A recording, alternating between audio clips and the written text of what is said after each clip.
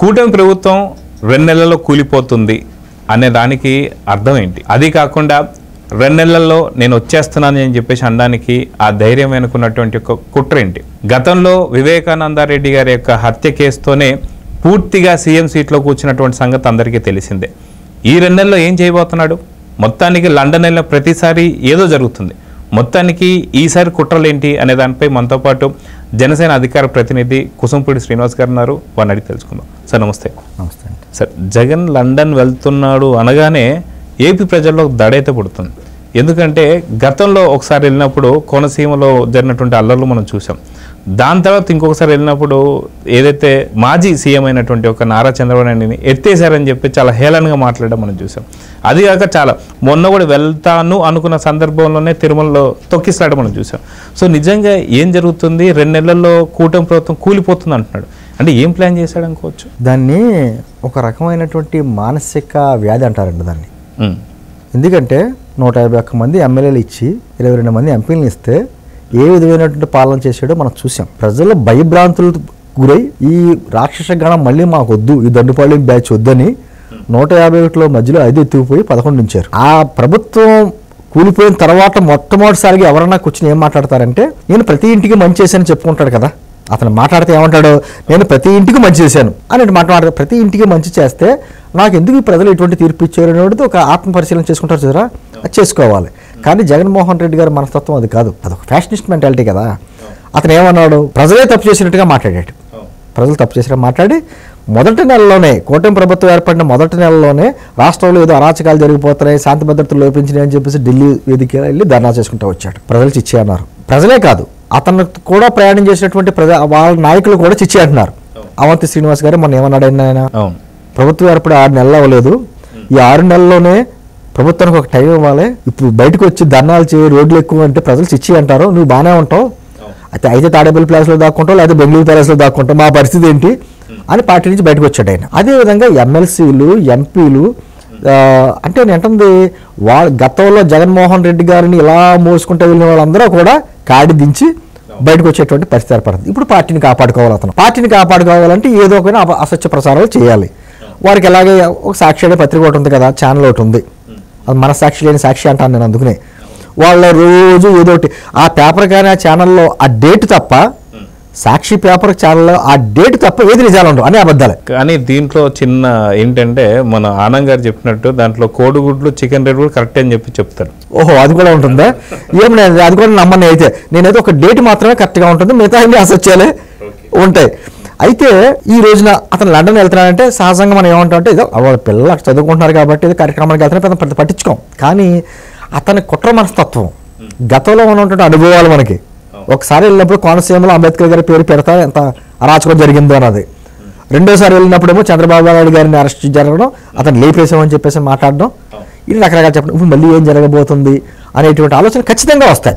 ఎందుకంటే passport court ఇస్తే తప్ప పాస్పోర్ట్ అవుట్ ఆఫ్ కంట్రీకి వెళ్ళేటువంటి పరిస్థితి అతను లేదు.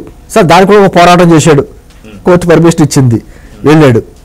మాట్లాడితే ఏదైనా అంటే ఎక్కడ భారతదేశంలో రాజకీయ వార్త ఎలా ఉంటుందంటే, తమిళనాడుకి కుట్ర రాజకీయాలు పెద్ద పేరు అయినా కూడా వాళ్ళ రాష్ట్రానికి సంబంధించినటువంటి అంశం వచ్చేటప్పుడు రాజకీయాలను పక్కన పెట్టేసి ఏకమైపోతారు. అవును, ఖచ్చితంగా. మనకు లేదు అటువంటి పరిస్థితి లేదు. జగన్మోహన్ రెడ్డికి తన హయాంలో ఏదైతే జరగలేదో అవి జరుగుతున్నాయి. ఇప్పుడు ప్రజలకు పెన్షన్లు టైంకి అందుతున్నాయి, ఉద్యోగులకి జీతాలు అందుతున్నాయి, ఒక పక్కన పారిశ్రామికవేత్తలు వస్తున్నారు, రాష్ట్రానికి పెట్టుబడి చూస్తున్నారు, అమరావతికి నిధులు వస్తున్నాయి, పోలవరానికి నిధులు వస్తున్నాయి, రైల్వే జోన్కి అక్కడ బిల్డింగ్ ఓపెన్ అయింది, దాదాపు 2,88,000 కోట్ల రూపాయలు మన ప్రధానమంత్రి అనౌన్స్ చేశారు. ఇవన్నీ తన హయాంలో జరగలా. తన హయాంలో జరగని ఇప్పుడు జరుగుతుంటే అతను ఎలా తట్టుకోగలడు? కాబట్టి అంటే ప్రజల కళ్ళల్లో సంతోషం చూడడానికి అతనికి మనసు ఒప్పుకోదు. శవాన్ని చూస్తే మాత్రం కలకలాడిపోతాడు అతను.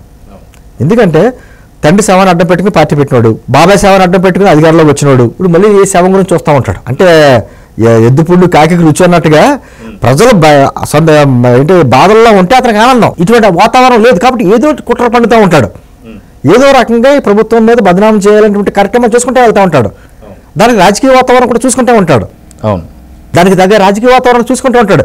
ఎక్కడ ఏదైనా చిన్న ఇన్సిడెంట్ జరిగితే దాన్ని చిలవ పలువులుగా పత్రికల్లో వేసుకుని ఏదో జగనాన్ని జరిగిపోయింది అనేటువంటిది కూడా జరుగుతుంది. అందుకనే మా నాయకులు కూడా మా అధిష్టానం కూడా చెప్తా ఉంటుంది, ఎక్కడ కూడా చిన్న తప్పు జరగకుండా చూసుకోండి. అతను కాసు కూర్చున్నాడు, అలాగా ఏదో బురద జలాలని చూస్తూ ఉంటాడు, భయభ్రాంతులు సృష్టించాలని చూస్తున్నాడు అంటే నేను ఏమంటున్నాను, జగన్ గారు సాధారణంగా ఏమంటున్నారంటే అందరూ కూడా కూటమి ప్రభుత్వం వచ్చి 7 నెలలు దాటిపోతుంది కదా, గతంలో ఎవరైతే విచ్చలవిడిగా కార్యక్రమాలు చేశారో వాళ్ళందరూ చాలా స్వేచ్ఛగా బయట తిరుగుతున్నారు, వాళ్ళ మీద ఏ చర్యలు తీసుకుంటలేదు, ప్రజల్లో అసంతృప్తి ఉందనేటువంటి మాటలు మాట్లాడుతున్నారు. అతను ఖచ్చితంగా చర్యలు తీసుకుని చూస్తున్నాడు. ఏదో రకంగా అలజడి సృష్టించి ఇదిగో కక్షదారణ చర్యలతో మా మీద అరెస్టులు చేసింది, మమ్మల్ని ఇలా చేశారు అలా చేశారు అని చెప్పి ఒక విధంగా భయం క్రియేట్ చేశారు, ప్లాన్ చేస్తాను అతను. చంద్రబాబు గారి తిరిగి కూడా ఏం కాదు కానీ 40 సంవత్సరాల అనుభవం ఉన్నది అతనికి తెలుసు ఎప్పుడు ఎక్కడ ఎలా చేయాలన్నది. ప్రజలకు ఏదో ఇన్స్టెంట్ జస్టిస్ కావాలని కోరుకుంటారు, తప్పులేదు. కానీ అంటుంది ఏంటంటే ఈ రోజున అతను లండన్ వెళ్ళాడు, ఇక్కడ ఏం కుట్ర పన్నాడు అంటే ఏం కుట్ర పన్నాడు అంటే గతంలో అయితే జరిగినాయి, భయపడే అవసరం లేదు. గతంలో అతని హయాంలో కాబట్టి అలా జరిగినాయి. ఇప్పుడు ఉన్నది కూటమి ప్రభుత్వం, అతను ఆటలేదు సాగం, ఖచ్చితంగా కుట్రలు చేస్తాడు. చేయకుండా మాత్రం వెళ్తాడని మాత్రం అనుకోను. అతను అనుచరగణ కొంతమంది ఉంటారు, వాళ్ళకి ఏదో ప్లాన్ ఇస్తాడు, ప్లాన్ ప్రకారం చేంజ్ చేయాలని చూస్తూ ఉంటాడు. కానీ గతంలో జరిగినట్టు ఇప్పుడు సఫలీకృతం అవ్వదు. కూటమి ప్రభుత్వం అన్ని గమనిస్తుంది, ఎక్కడికెక్కడ చర్యలు ఏ విధంగా తీసుకోవాలని చేస్తుంది. ఎందుకంటే కలిసికట్టుగా ప్రయాణం చేస్తున్నారు. ఈ రోజున రాష్ట్రం గురించి ఆలోచిస్తున్నారు, కూటమి ప్రభుత్వం నమ్మకం ఉన్నారు. కాబట్టి అటువంటి కుట్రలు ఏదైనా కుట్రలు చేస్తే కుట్రలు మళ్ళీ సక్సెస్ అవుతాయి అనుకుంటే మాత్రం అదొక కళ. నేనేమనుకుంటానంటే నిజంగా అతను వెళ్ళాడు కాబట్టి ఏదైనా కొంచెం జాగ్రత్తగా ఉండాలంటే చెల్లి జాగ్రత్తగా ఉండాలి, తల్లి జాగ్రత్తగా ఉండాలి, లేకపోతే వారి బంధువులు జాగ్రత్తగా ఉండాలి. ఎందుకంటే ఏం జరుగుతుందో తెలియదు.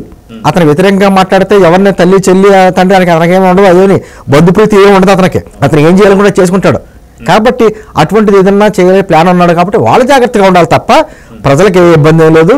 ఖచ్చితంగా శాంతి భద్రత విషయంలో ఇటువంటి ఉపేక్షించే పరిస్థితి లేదు. కూటమి ప్రభుత్వం ఆ విషయంలో మాత్రం జాగ్రత్తగా ఉంది. అయితే మన గతంలో చూసుకుంటే వైఎస్ వివేకానంద రెడ్డి హత్య కేసు ఏదైతే జరిగిందో జరిగి కరెక్ట్గా 5.5 నుంచి 6 సంవత్సరాలు అవుతున్నటువంటి సందర్భం. ఇప్పుడు మార్చి 19వ తారీఖు వచ్చేస్తే 6 సంవత్సరాలలోకి ఎంట్రీ అయిపోతాం. ఇలాంటి సందర్భంలో ఈ 6 సంవత్సరాలలో అనుమానాస్పద మృతులు మనం చాలా చూసుకుంటూ వచ్చాం. గంగిరెడ్డి గారు కావచ్చు, మొన్న మధ్య జరిగినటువంటి యువకుడైనటువంటి ఒక అభిషేక్ రెడ్డి కావచ్చు, ఆయన డాక్టర్ కూడా కొన్ని నెలలుగా హైదరాబాద్లో ఒక ప్రముఖ హాస్పిటల్లో ట్రీట్మెంట్ తీసుకుంటున్నారు, కానీ ఏంటనేది తెలీదు, ఆయన కూడా మృతి చెందడం జరిగింది. అక్కడికి వచ్చినప్పుడు కూడా మొహంలో మీరు అన్నట్టుగా ఒక సైకో ఆనందం మనం చూసాం. అయితే నెక్స్ట్ టార్గెట్ అవినాష్ రెడ్డి అని కొన్ని క్వశ్చన్ మార్క్స్ అయితే వస్తున్నాయి. ఎందుకు అంటే మనం మాట్లాడలేం, కానీ కాకపోతే అతని మనస్తత్వాన్ని బట్టి అతను చేసే గతంలో చేసిన కార్యక్రమాలను బట్టి మనకు అనుమానాలు వస్తున్నాయి అంతే తప్ప మనం అది చెప్పలేం. అంటే వైఎస్ వివేకానంద రెడ్డి గారి హత్యోదంతమే పెద్ద ఒక మిస్టరీ. అవును అవును. ఎందుకంటే ప్రజలందరూ చూశారు, ముందు గుండెపోటు అన్నారు, తర్వాత గొడ్డలపోటు అయ్యింది. ఎందుకు మాట్లాడారు అన్నది మనకు అర్థం కాంది. అతను చిన్న వ్యక్తి కాదు, మాజీ ముఖ్యమంత్రి తమ్ముడు, ఒక ఎంపీ, గత ముఖ్యమంత్రి గారికి బాబాయ్. అటువంటి వ్యక్తి గురించి మరణాలను ఛేదించడానికే దర్యాప్తు సంస్థ 6 సంవత్సరాలు పడుతుందంటే ఇంకా కంప్లీట్ అవ్వలేదు. ఇప్పటికే పెద్ద ప్రశ్నార్థకంగా ఉందంటే మనకి చాలా అనుమానాలు ఉంటాయి. ఎవరు ఉన్నారు ఈ వెనకాల, ఆ నిందితులను కూడా ఎందుకు కాపాడుకుంటున్నాడు జగన్మోహన్ రెడ్డి అనేటువంటి ప్రశ్నలు వస్తున్నాయి. అతను అన్నాడు కదా, ఎందుకు చేస్తారు అధ్యక్ష, ఒక కన్ను ఇంకో కన్ను పొడుచుకుంటావా అని రకరకాలుగా అన్నాడు. అవన్నీ నవ్వుకుంటారు ప్రజలు. అతని మనస్తత్వం తెలుసు కాబట్టి నేను ఏమంటున్నానంటే ఖచ్చితంగా అతను లండన్ వెళ్ళాడు కాబట్టి ఏం జరుగుద్ది అనేటువంటి అనుమానాలు అయితే అక్కర్లేదు, ప్రజలకు అక్కర్లేదు. ఫ్యామిలీ చూసుకోండి జాగ్రత్తగా, వాళ్ళ ఫ్యామిలీ మాత్రం కొంచెం జాగ్రత్తగా ఏ ఇతర రాష్ట్రాల్లోనూ ఎక్కడైనా సేఫ్గా ఉంటుంటే బెస్ట్ అని చెప్పి మాత్రం చెప్పగలను. సో చూద్దాం సార్, ఖచ్చితంగా ఈ విషయంలో మాత్రం ఏదైతే ఏపీ ప్రజలు మాత్రం చాలా సేఫ్గా ఉన్నారు, ఎందుకంటే కూటమి ప్రభుత్వం మీకు అండదండగా ఉంది. కానీ వైఎస్ ఫ్యామిలీ మాత్రం కొంత జాగ్రత్తగా ఉండాలి, ఎందుకంటే ఇంట్లో దొంగ ఈశ్వరుడన్న పట్టలేడు అన్నట్టు ఏం జరుగుతుందో తెలియదు. సో నిజంగా మీరు అన్నట్టుగా వాళ్ళ ఫ్యామిలీ మాత్రం కొంత తగు జాగ్రత్తలు తీసుకోవాలని కోరుకుందాం. నమస్తే.